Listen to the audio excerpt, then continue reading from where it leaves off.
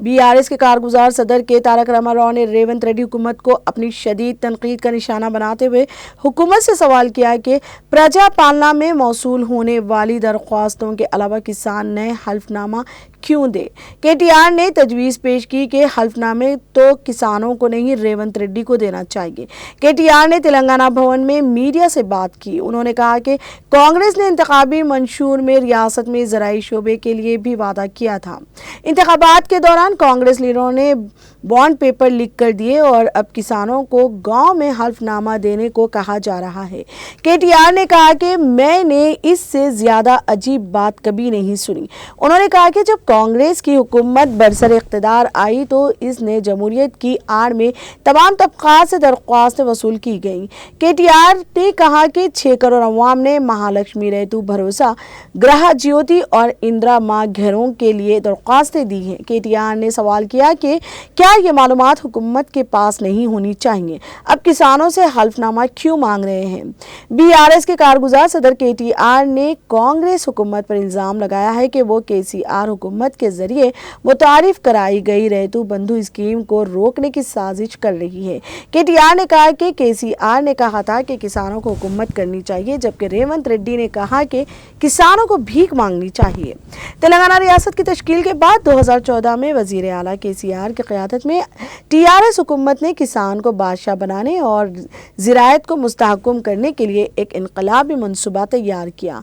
किसानों से मोहब्बत रखने वाले लीडर होने के नाते केसीआर ने किसान को सरमायाकारी देने का मनसूबा बनाया और इस पर अमल दरामद हुआ।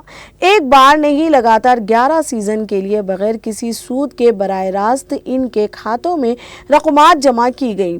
केटीआर ने याद दिलाया कि कांग्रेस पार्टी ने इलेक्शन कमीशन को खत लिखकर इसे रोक दिया है। ఎన్నికలకు ముందేమో కాంగ్రెస్ ఇస్తది రైతు డిక్లరేషన్, కాంగ్రెస్ ఎన్నికలకు ముందు రైతు డిక్లరేషన్ పేరిట బిల్డప్. కానీ ఎన్నికలు అయిపోయినాక ఇప్పుడేంది, రైతులు ఊళ్ళలో ప్రమాణ పత్రం అన్నట, గవర్నమెంట్కు రైతు ప్రమాణ పత్రం అన్నట్టు. ఇప్పుడు ఇక ఇంతకంటే విచిత్రమైన ముచ్చట మేమైతే అన్నట్టు వినలేదు.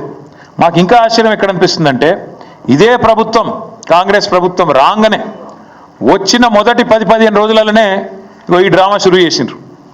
ఏమని పెట్టిరా అన్నాడు, ప్రజాపాలన దరఖాస్తులు పెట్టుకోండి అంటే పాపం 1,06,00,000 మంది దరఖాస్తులు పెట్టుకున్నారు. ఈ దరఖాస్తులలో మీరు చూడొచ్చు, స్పష్టంగా రాసింది ఇక్కడ రెడ్ మార్క్తోని ఇక్కడ మార్క్ చేసి ఉంది.